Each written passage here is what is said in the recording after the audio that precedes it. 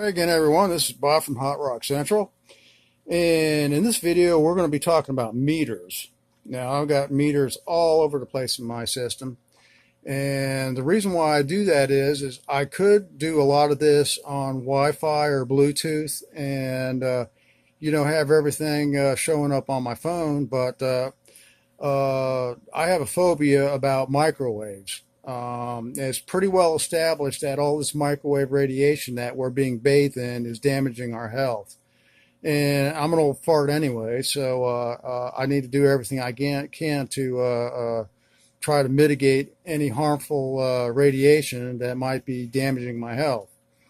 So I do everything in the meter as much as I can. About the only thing that I do have in microwave is the Bluetooth coming off the BMSs. And if I could get a hold of some BMSs where I could actually plug in a meter to them, where I could read the cell voltages and stuff like that, I would probably switch to them. But these JBD BMSs here have been pretty good, and it's not going to be easy for me to find something to replace them, I believe. So anyways, I mean, even my computer in the house is hardwired. I won't use Wi-Fi on it, and I don't even use my phone on the internet. And I always use a speakerphone on it because I don't want the phone up against my head when I'm talking. So anyways, away from that, I'm going to show you all these meters I got that I'm using here. And up here, I use this meter up there to tell me the system voltage, and that tells me how many amps is coming in off the solar panels. And then I've got a couple of 9-panel arrays that are technically capable of doing 30 amps.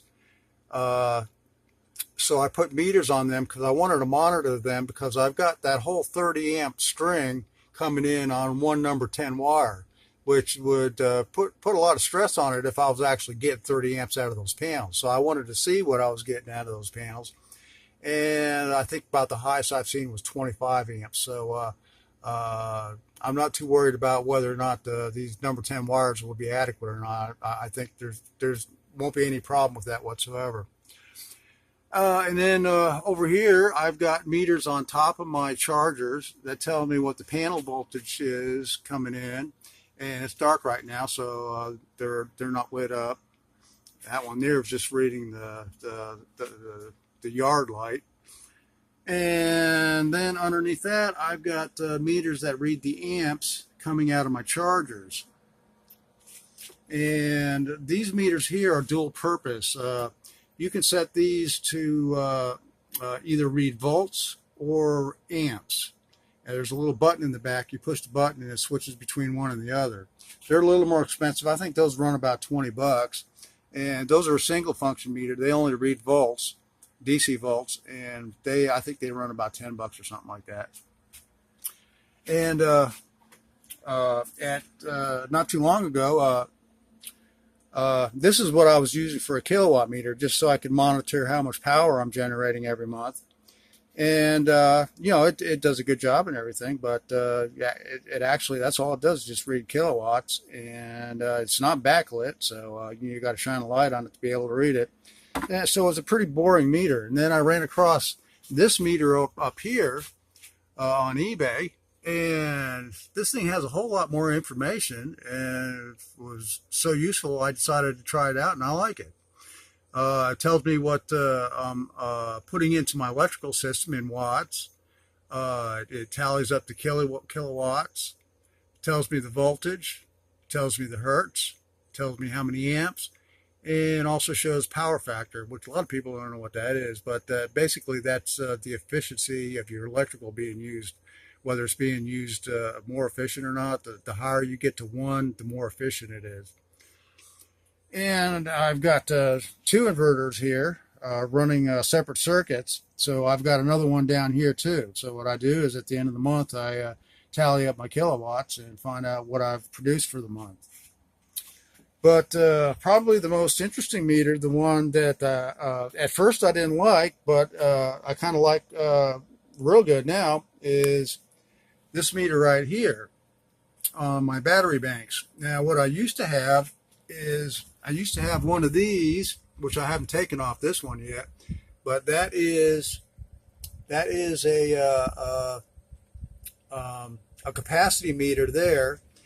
And then also I had one of these meters here that told me what the voltage and the amps going in and out of the bank was. So I had two meters on my bank, and this meter cost about $30, and that meter up there cost almost the same, I think. So I had about $60 in meters, and then I ran across this one here, and this one does all that stuff does and a whole lot more. And I think these run about $25 or something like that. So I switched to these right here, and what you get is you get your amps in and out, your system voltage. This tallies up your watt usage, and this tells you your actual watts going in or out of the system. And then you've got a capacity meter here. Now you could have this read several different ways. You can have this read it in amp hours, you can have it read in percent, or you can have it toggle back and forth between amp hours and percent. And right at the very bottom there, it tells you how many hours you got left on your bank for what power you're using at that time. One of the few things I don't like about this meter is this meter is made by a company called Willis, which also makes the Drock brand. Now, for some reason, Drock and Willis are the only meters on the market that when you're charging your battery, you get a negative reading on it instead of a positive reading. They do everything backwards on this meter, and it really kind of pisses me off that they do it backwards like that, because it's really stupid, I think. These people over at Willis must be retarded or something like that, because when you're charging a battery, that's putting power in plus, and when you're discharging, that's minus, and they got it just the opposite.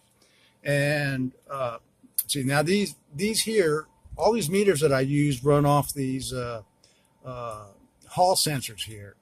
And the reason why I like the Hall sensors is because when you use, like this meter over here, this uses a shunt, and the more connections you put into your system, I think it causes a weaker link in your system's integrity. So I really don't like the shunts, even though the shunts are probably a little bit more accurate. But anyways, in the beginning, I didn't really like this meter all that much, because the Chinese, they send you a meter, they don't send you any instructions, so you got to fumble around and figure out how to program the darn thing, and you end up pulling your hair out before you finally get it all figured out. Well, since I got you here, I'm going to show you how to use this thing in case you want to get one of these things. So anyways, the first thing you do when you hook it up is you want to set the amp hours to whatever your battery capacity is. So what you do is you take your top button here and you press it in fast several times until you run into the menu, okay? Now it'll blink the first one, then it'll go to the second one, then it'll go to the third one, then it'll go over here to the fourth one. So what you do is you take your bottom button here and you set your readings to whatever capacity your bank is. And then once you get that done, for every setting that you make on this meter, you've got to press the button in for a long period of time, like about more than 5 seconds. And that'll lock in the setting. All right, there we go. All right, and then the next thing you want to do is you want to toggle back into the menu again. Press the button real fast. Press it again. Oops, I passed it. Darn it. I got to go back there again. All right, amp hours. Next one is full voltage. Now, what you want to do is you want to set your full voltage reading at what the voltage is when your battery is fully charged. Now, mine are fully charged at 27.2. So once that happens, once it reaches 27.2, it automatically takes the meter and puts it up to full capacity, which is 300 amps. And like I said, whenever you make a change in one of the settings, you can't go to the next setting and set that up or you'll lose your setting on the one before it. You've got to set each setting that you make. You've got to press that button up there on the top and hold it until that setting is set in place. Then you got to go back into your menu again for the next one. All right, so now the next one is we're going to go into the capacity reading. And I must have passed it. Let's see. Okay, APO. APO is you get either 1, 2, or 3. Now, if I set it for 2, what it's going to do, oops, that's not even supposed to do that. I didn't go fast enough. Set that back to 0. Oh, darn it. All right. Get out of here and start all over again.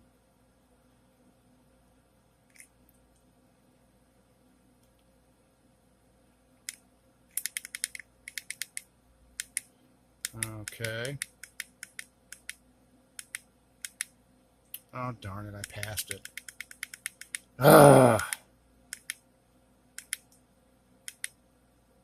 Okay, APO.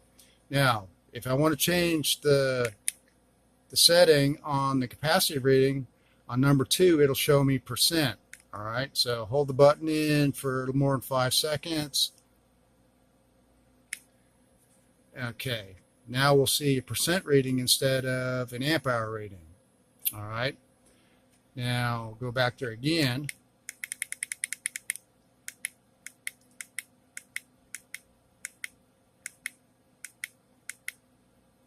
And we'll do number 3, and we'll get a toggle between amp hours and % reading.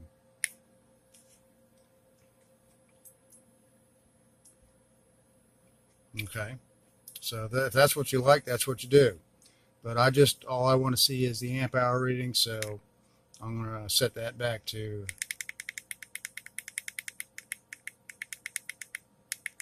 number 1. Oh, darn it, I passed it. I passed it again.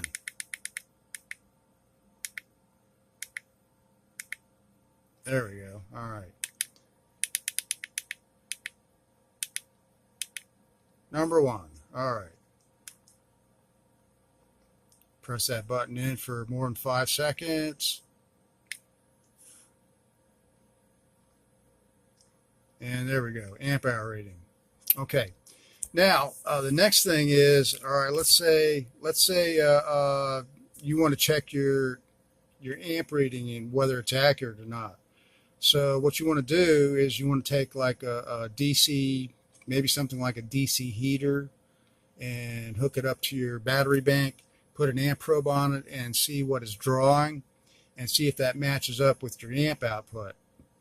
Now, for some reason, the amp output on your meter doesn't read what it's actually drawing.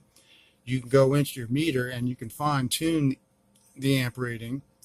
And you see we're reading 4.1 right now. So what I'll do is I'll go into the menu and I'll look for that 4.1. Now, that may change before I get there.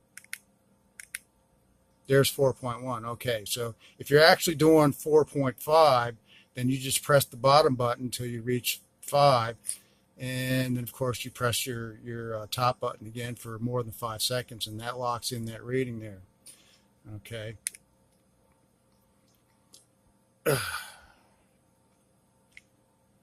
Now you can do the same exact thing with the voltage.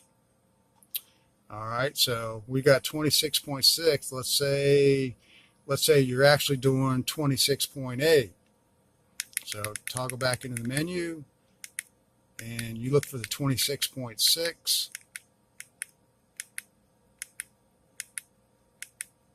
And there it is. And you hit your bottom button and raise it up to whatever you want to, or lower it, whatever you want to do. And then, of course, to set it, you hold that button in, and hold it in for more than 5 seconds, and that'll lock in that setting.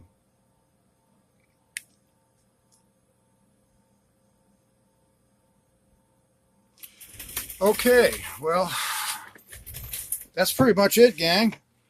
I hope you found this information useful, and happy DIY, and I'll see you all in the next one.